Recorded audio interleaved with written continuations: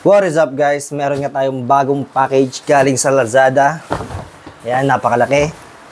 And this is luggage bag. Apparently, yung pinagyayabang ko na luggage bag ay nasira na dahil sobrang laki niya. And marami akong nilagay ng mga mabibigat na bagay. Kaya bumigay na yung gulong at saka yung zipper niya. So, ang advice ko lang, kapag may mga malalaki kayong maleta, huwag nyo masyadong lagyan ng mga mabibigat na bagay. Apparently, yung last na maleta ko, 50 kilograms lang yung kanyang safe working load. Pero yung mga nilagay ko almost 60 kilos na. So today, bumili ako ng bagong luggage bag. And British Knight pa rin ang kanyang brand. So we will see kung ano nga ba ang itsura ng maleta na to.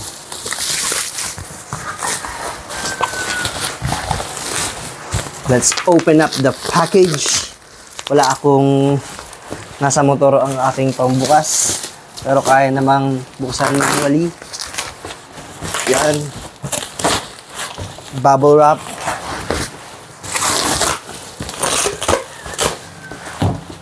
Yan lang.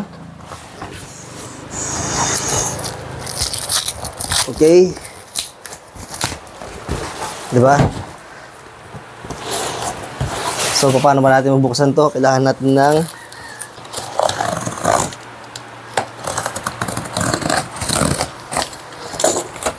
alright.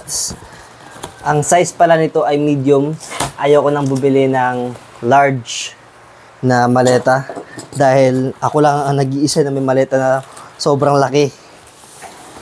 And kaya pala medium yung binili ko kasi 20 kilos lang yung allowed na dalhin sa mga airplanes. So, 40 kilos, dapat ang 40 kilos ay mahati sa dalawa. So, dapat dalawang luggage ang 40 kilos, 2020. Kaya medium size na lang ang binili ko. Wow! Wow! So, ito ang itsura niya.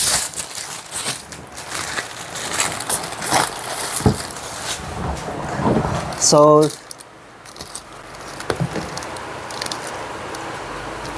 yan. So, idalapit natin ang camera.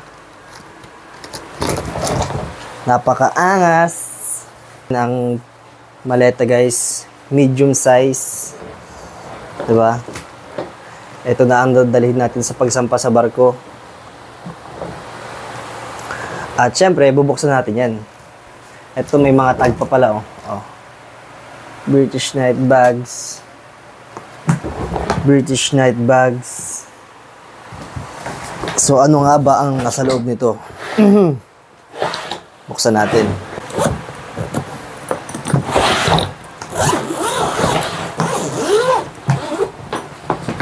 Alright. Karton. May libreng bag.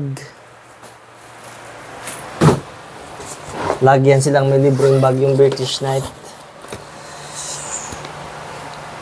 TSA lock approved something.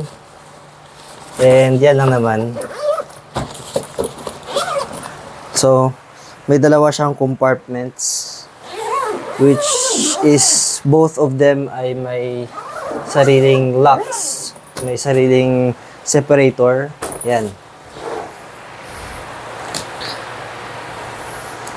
So, super satisfied naman ako sa kanyang itsura at saka sa kanyang mga compartments. O, diba? But wait! There's more! Bumili din ako. Bumili rin ako ng small size niya. So, this one is for my check-in luggage. This one is for my carry-on luggage. Yan. Diba? Para astig tignan. Synchronize.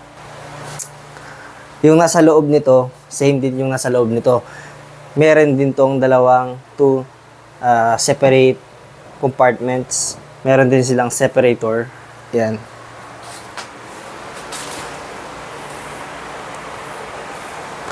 Napakaangas! O, diba? Pero hindi na ako bibili ng iba pa. So yan lang ang kailangan ko sa pagsampa sa barko. I know hindi maganda yung nangyaring journey sa British Knight bag ko. 2 kontrata ko lang siya nagamit sa barko. And I thought tatagal pa siya pero hindi na nga. And I don't know kung gaano katagal to tatagal sa akin. But we will see. I will give you an update every year na tatagal to. At kung ano ang mga susunod na maleta na bibilin ko. Thank you for watching, guys.